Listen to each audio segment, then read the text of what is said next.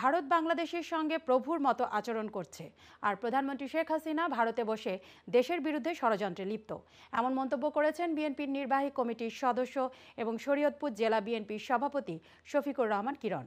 মঙ্গলবার রাতে জার্মানির রাজধানী বার্লিনে আয়োজিত একটি সভায় তিনি এসব কথা বলেন।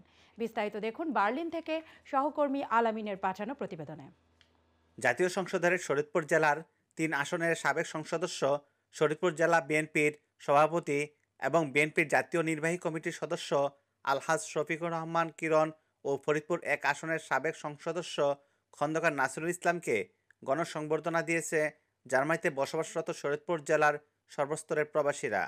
বার্লিন বিএনপির সভাপতি মোহাম্মদ জসিম শিকদারের সভাপতিত্বে ও সাধারণ সম্পাদক জিএস বাবুল ইসলাম ও পলাশ আহমেদের সঞ্চালনে মূল অনুষ্ঠানের শুরুতে কোরআন তেলাওয়াতের পর জাতীয় ও দলীয় সঙ্গীতের মাধ্যমে আলোচনা সভা শুরু হয়।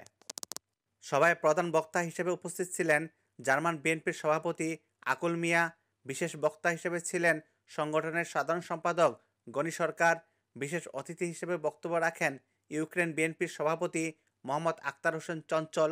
আপনি এখান থেকে যে যাচ্ছেন আপনারও মূল্যায়ন হবে, আপনি প্রবাসী। আমরা ওয়ার্ড লেভেল থেকে, ইউনিয়ন লেভেল থেকে উপজেলা লেভেল পর্যন্ত আমরা উপদেষ্টা মণ্ডলী গঠন করছি। বেগম জিয়াকে আবার রাষ্ট্রীয় ক্ষমতায় আনতে হবে। খালেদা জিয়া ওনার হাতটি ধরে উঁচু করে বলে এসেছিলেন, এ কিরণ স্বর্ণের কিরণ। দুঃখে সুখে স্কুল, মাদ্রাসা, মসজিদ, খালবাট, রাস্তাঘাট খনন করেছেন।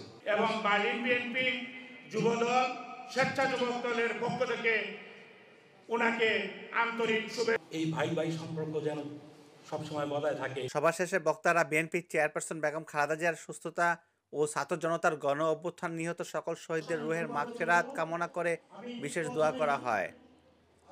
আল আমিন, আয়ন টিভি নিউজ, বার্লিন, জার্মানি।